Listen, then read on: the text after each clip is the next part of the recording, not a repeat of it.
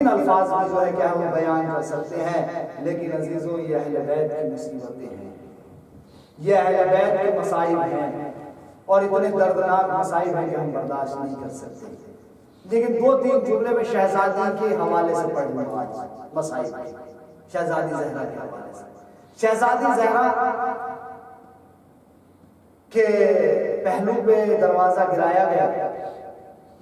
دیکھیے اس کو اس روایت کو چھوڑ کر ایک دو تین جملے سن لیجیے۔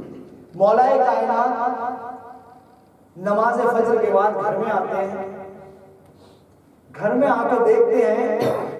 کہ جناب فاطمہ زہرا گھر کے امور میں مصروف ہیں اور جلدی جلدی جو ہے کیا کاموں کو انجام دے رہی ہیں۔ ایک مرتبہ آئے آواز سے، زہرا آج میں کیا دیکھ رہا ہوں؟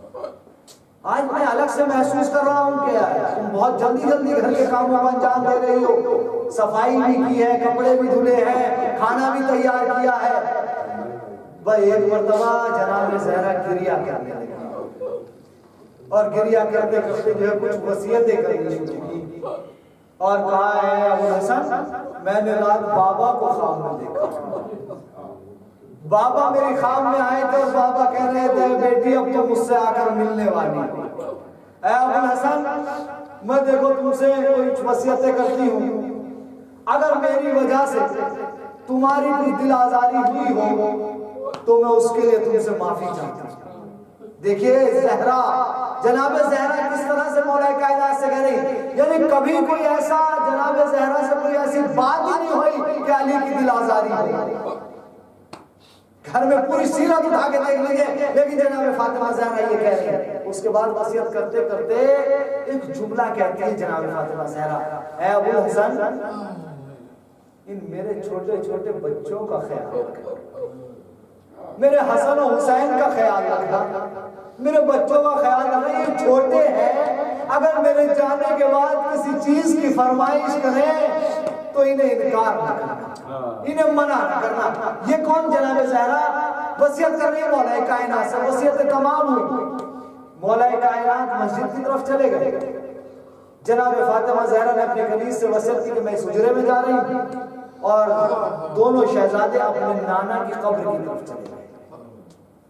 شہزادی حجرے میں چلی گئی، اور وہ وصیتیں جو آپ سب سنتے چلے آتے ہیں کہ کہا کہ جب تک تسبیح و تحلیل کی آوازیں آتی رہیں تو سمجھنا میں زندہ ہوں، اور جب تسبیح و تحلیل کی آوازیں آنا بند ہو جائے تو سمجھ لینا میں اس دنیا سے چلی گئی۔ اسما گھر کے اندر موجود ہے،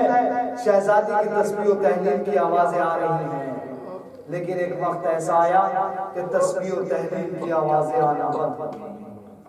تسبیح و تحلیل کی آوازیں آنا بند ہو گئی۔ عزیزوں ادھر تسبیح و تحلیل کی آوازیں آنا بند ہوئی، لیکن ادھر قبر رسول ہلنے لگی، قبر رسول ہلی، اور ایک مرتبہ قبر رسول سے آواز آئی، اے حسن و حسین تم یہاں موجود ہو، تمہاری ماں اس دنیا میں نہیں رہی، بس آزاد رہی ہو۔ چھوٹے چھوٹے شہزادے قبر رسول سے نکلے، ارے بیت الشرف کی طرف آئے، اس حجرے کی طرف جانے لگے جس حجرے میں ماں استراحت فرما رہی تھی۔ ایک مرتبہ اسما نے روکنا چاہا، لیکن شہزادے نہیں رکتے ہیں، ارے اس حجرے میں پہنچے، کیا منظر دیکھا،